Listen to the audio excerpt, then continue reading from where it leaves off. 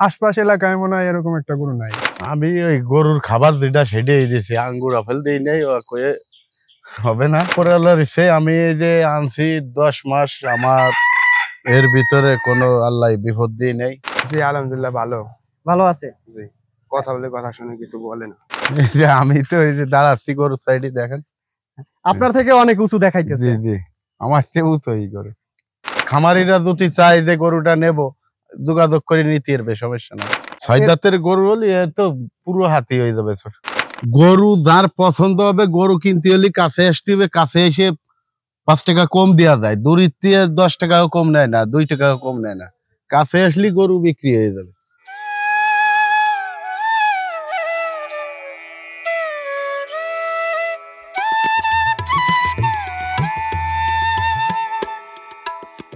বিশাল দেহের এই গরুটি লালন পালন করতেছেন গোপালগঞ্জের মোহাম্মদ এরশাদ শেখ। মূলত পেশায় তিনি একজন অটোরিকশা চালক, এর পাশাপাশি একজন প্রান্তিক খামারি। প্রতি বছর কোরবানি উপলক্ষে 2-1টি গরু লালন পালন করেন। এবছরেও সুন্দর বিশাল দেহের এই গির্জাতের গরুটি 2024 কোরবানি উপলক্ষে লালন পালন করতেছেন। দেখতে যেমন সুন্দর বিশাল দেহের এই গরুটি চলাফেরা এবং আচরণও সম্রাটের মতো, তাই তো শখ করে নাম দিয়েছেন গোপালগঞ্জের সম্রাট। খামারি দাবি করতেছেন এটি হচ্ছে গোপালগঞ্জের সবচেয়ে বড় গির্জাতের গরু। দর্শক কেমন আছেন? আশা করি ভালো আছেন, সুস্থ আছেন।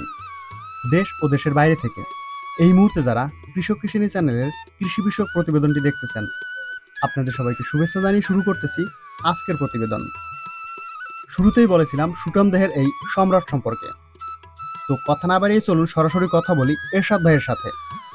তার কাছ থেকে আপনাদের জানাই গোপালগঞ্জের এই সম্রাট সম্পর্কে। আশা করি পুরো প্রতিবেদন জুড়ে আমাদের সাথেই থাকবেন। আসসালামু আলাইকুম। ওয়ালাইকুম আসসালাম। কেমন আছেন? জি ভালো আছি ভাই। দেখতে সুন্দর একটা গরু। এই গরু পোষা আসলে কতদিন থেকে গরু লালন পালন করতে? গরু লালন পালন আমরা আরো আগে থেকে করি, কিন্তু এই বড় গরু করিনি, ছোট গরু করছি। এইবারে বছর এই বড় গরু কিনা। আমার চ্যানেলের দর্শকদের উদ্দেশ্যে আপনার পরিচয়টা বলেন। আমাদের ঠিকানা হলো গোপালগঞ্জ ঘোষেশ্বর গ্রাম। আমার নাম মোহাম্মদ এরশাদ শেখ। প্রতি বছরই গরু থাকে? প্রতি বছরই গরু থাকে। গত বছরও ছিল? ছিল। গত বছর কি এরকমের বড় গরু ছিল নাকি এর থেকে ছোট গরু? না, ছোট গুলো ছিল, এই বড় গরু ছিল না। বড় গরু এই বছরই প্রথম? এই বছরে প্রথম বড় গরু। বড় গরু বা শখের গরুগুলোর এক একটা নাম রাখে, আপনার এই গরুটার কি নাম রাখছেন? আমার এই গরুটার নাম রাখছি গোপালগঞ্জের সম্রাট। গোপালগঞ্জের সম্রাট? জি।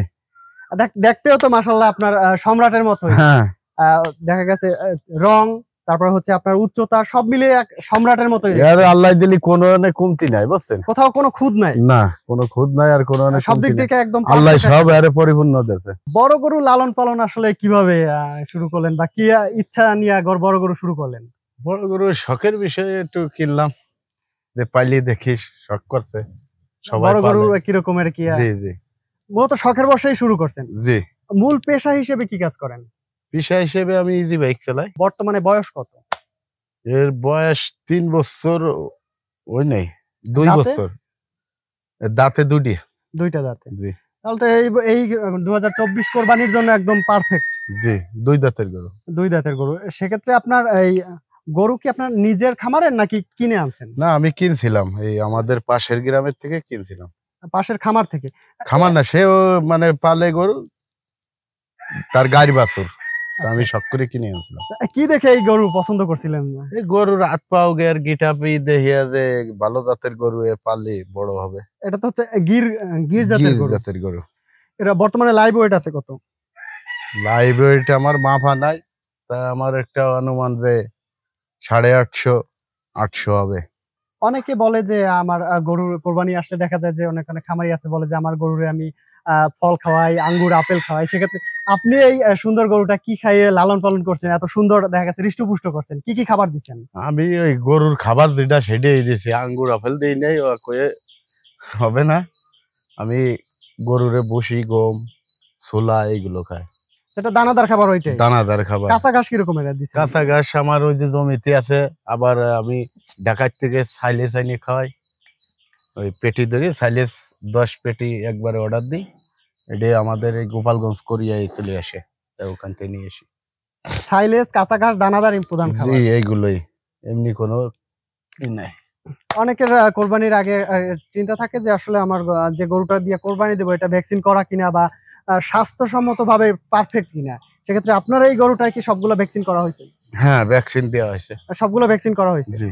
আর কোনো তো এখন পর্যন্ত সমস্যা হয়েছে কিনা যে উপরে আল্লাহর ইচ্ছে আমি এই যে আনছি 10 মাস, আমার এর ভিতরে কোনো আল্লাহ বিপদ দিয়ে নেই, খুব ভালো ইয়ে আছে, আল্লাহ রাখছে, আর নাই বাকি আল্লাহ জানে। এটা কি আপনি দেখাশোনা করেন নাকি? আমি দেহি, আমার ছেলে দেহে। আচ্ছা, মূলত খাবার দাবার দেয় আপনার ছেলেই?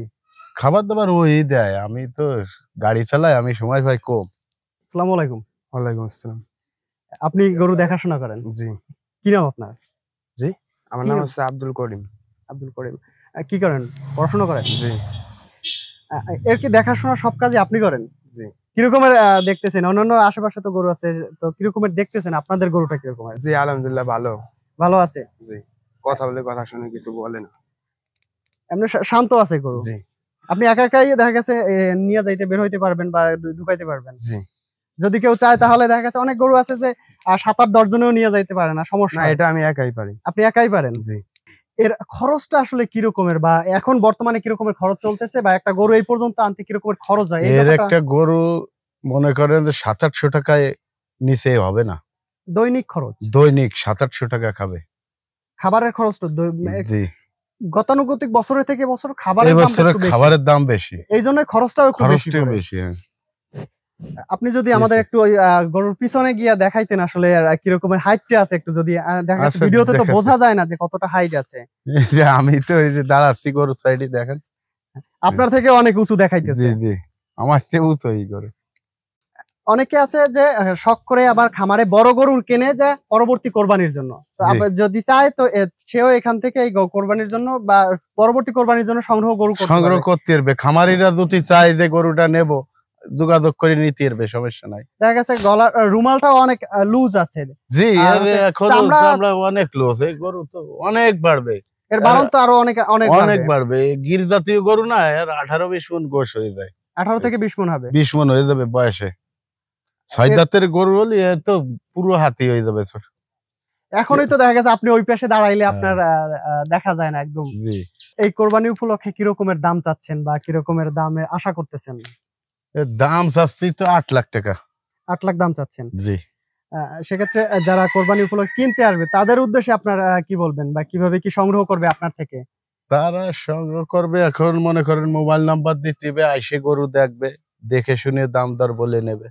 প্রথম কথা হচ্ছে যে আসবে, আসার পরে গরু দেখবে, যদি জি। পছন্দ হয় হ্যাঁ, তারপরে হচ্ছে দাম দর। পছন্দ হলে দাম দর বলে নিতে পারবে, আলোচনার সুযোগ আছে। আমি 8 লাখ চাইছি, 8 লাখ বিক্রি হবে না, আলোচনার সুযোগ আছে। গরু যার পছন্দ হবে, গরু কিনতে হলে কাছে আসতে হবে, কাছে এসে 5 টাকা কম দেওয়া যায়, দূরের থেকে 10 টাকাও কম নেয় না, 2 টাকাও কম নেয় না, কাছে আসলে গরু বিক্রি হয়ে যাবে। আসসালামু আলাইকুম। ওয়ালাইকুম আসসালাম। কেমন দেখতেছেন গরু? জি ভাই, গরু খুবই ভালো এবং সবসময় তো দেখতেছি কেনার পর থেকে। তো আশেপাশে দেখার আপনার মতে বাসা? জি। গোপালগঞ্জের মধ্যে গিরের মধ্যে দেখা গেছে এটাই সব থেকে বড় গরু। হ্যাঁ, এই যে এই এলাকার ভিতর মানে আশপাশ এলাকায় মনে হয় এরকম একটা গরু নাই। খুব বড় একটা গরু। হ্যাঁ।